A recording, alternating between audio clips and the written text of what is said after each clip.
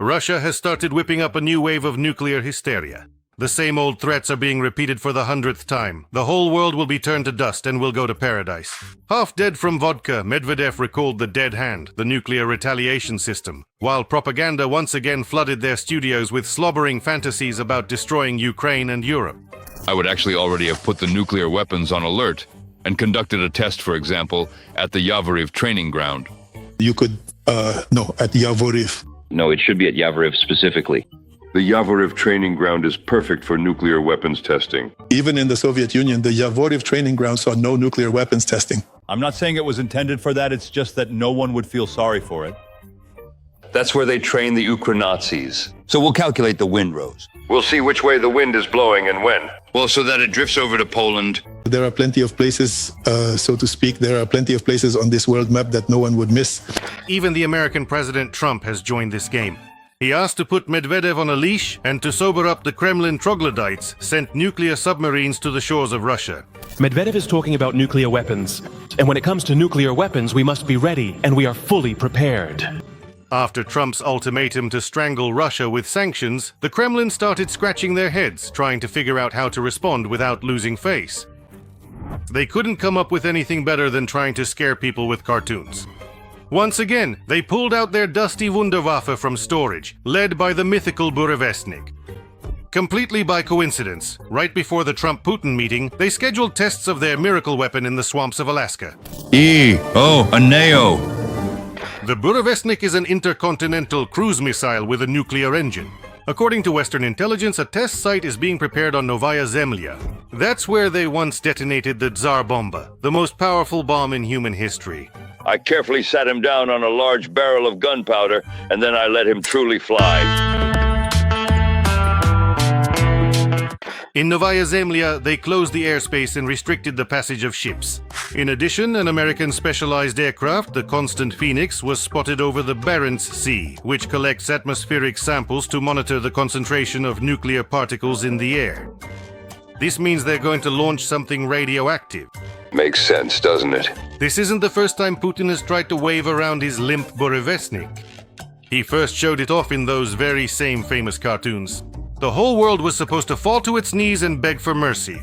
But instead, people started cruelly trolling the so-called all-conquering dwarf. With virtually unlimited range, an unpredictable flight path, and the ability to bypass interception lines, it is invulnerable to all existing and future missile defense and air defense systems. No one else in the world has anything like this yet. Oh my goodness gracious me.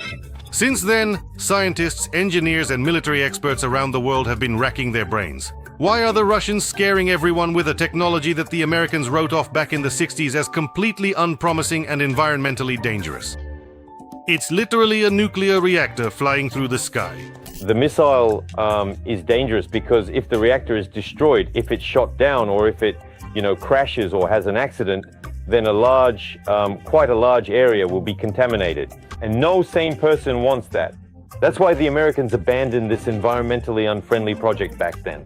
The Russian Burevestnik was nicknamed the Flying Chernobyl by the Americans. And now, whenever information about its tests leaks out, they send equipment there to monitor for radioactive contamination. And that's not for nothing. In 2019, during Burevestnik tests, Russia created a mini Hiroshima for itself. Roshidromet acknowledged that radiation levels in Severodvinsk exceeded the norm after the explosion in Neonoksa, which resulted in the deaths of 5 people. The spike was recorded on August 8th, with the gamma radiation dose exceeding the norm by 4 to 16 times, according to the agency. Let me remind you that on August 8th, the Russian Ministry of Defense reported that an explosion occurred at a test site in the Arkhangelsk region during the testing of a liquid propellant jet engine. Experts suggested that they might have been testing the 9M730 Burevestnik missile. That's smoke, Jenny. There's a fire over there. There were a total of 13 tests. All of them were unsuccessful. Only once did the Burevestnik, which according to its stated specifications is supposed to fly indefinitely, manage to cover as much as 35 kilometers before successfully crashing, along with billions in investments. So far, we haven't really seen any proper legitimate tests. Yeah, and the tests that did actually take place were all, as they say, rather suspicious and quite questionable. Yeah. We don't really know what this thing is. We don't know what it is. If we knew what it was, we still wouldn't know what it is. The funniest part is, even if the Burevestnik ever does fly, it won't be any more useful than a regular cruise missile. Because that's exactly what it is, a simple subsonic cruise missile. And as usual, this missile is copied from the Americans. The Oreshnik is very reminiscent of the Tomahawk, only with much worse capabilities. The Tomahawk tracks terrain contours better, hides more effectively, and is almost impossible to shoot down. Russian cruise missiles, on the other hand, perform poorly, as the war in Ukraine has shown. They are shot down easily. Most likely, what we're dealing with is a completely copied, ordinary Western cruise missile, where the engine has simply been replaced with a reactor.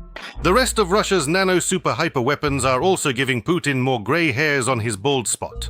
Even the Yars missile, which seemed to be functional and completely real, refuses to fly. Recently, Putin once again wanted to scare the West and decided to stage a demonstrative and intimidating launch of an intercontinental missile. But the Yars didn't launch. Something went wrong and they decided not to launch it at all. Maybe they ran out of duct tape? The Russians were unable to launch the RS-24 Yars intercontinental ballistic missile. According to Defense Express, despite the Kremlin's plans to conduct a so-called training and combat launch of the ballistic missile on the night of May 19th, all indications are that it simply did not happen. According to analysts from the publication, if the launch had taken place, local residents would have witnessed it, and photos would very likely have appeared online. In 2023, the orcs tried twice to launch this Yars, but both times the tests failed. Let me remind you, this is currently Putin's most combat-ready missile. You really know how to do things, don't you? And of course, how could we forget the main cardboard weapon of mass brainwashing for the serfs, the Sarmat? This thing has literally replaced an extra chromosome for Russians. Videos are actively circulating on social media, showing a Yars 2109 car with a mock-up of a missile and the inscription, "To Washington." On Monday, the so-called Sarmat mobile could also be seen by residents of Lida. The car started out from Kazan and has already visited several cities in Russia and Belarus. During the latest tests, the Sarmat did hit its target, but that target turned out to be its own launch silo. In other words, it couldn't even take off. Footage of the scorched test site reached Washington much faster than the Sarmat itself. Russia has failed new tests of the RS-28 Sarmat intercontinental ballistic missile. This was reported by an American OSINT project citing satellite images of one of Russia's missile silos, which show a large crater in Plesetsk, as well as data on flights of American reconnaissance aircraft.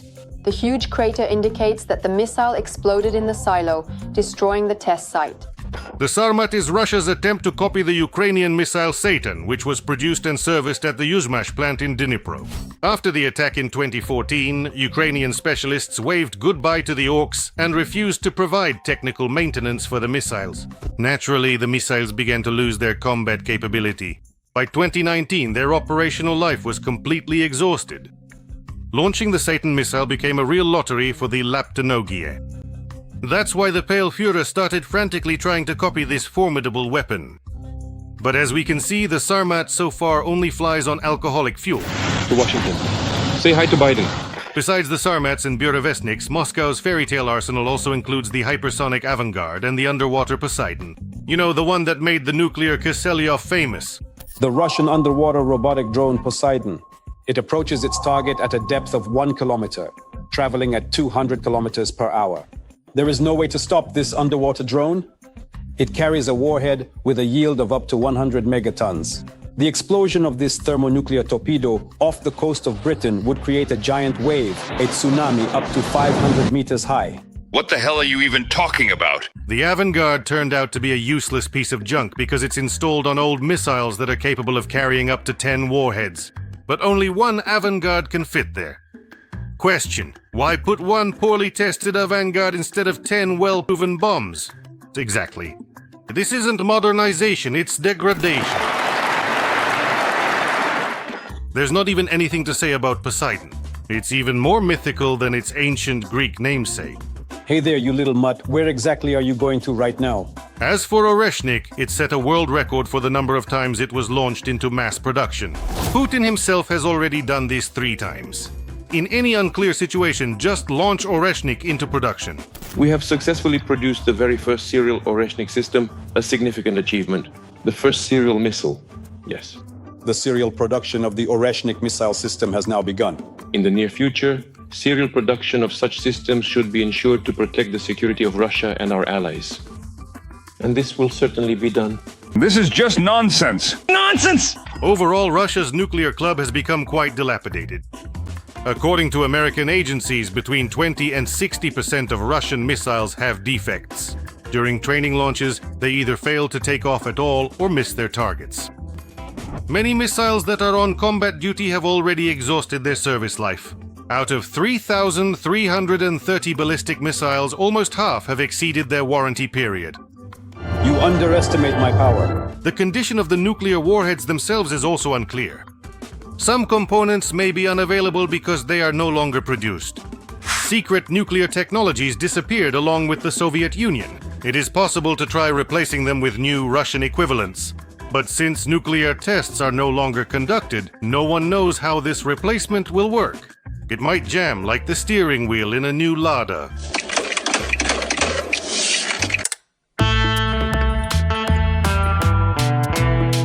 I would like to remind you that this video is created for entertainment purposes and contains elements of satire and irony.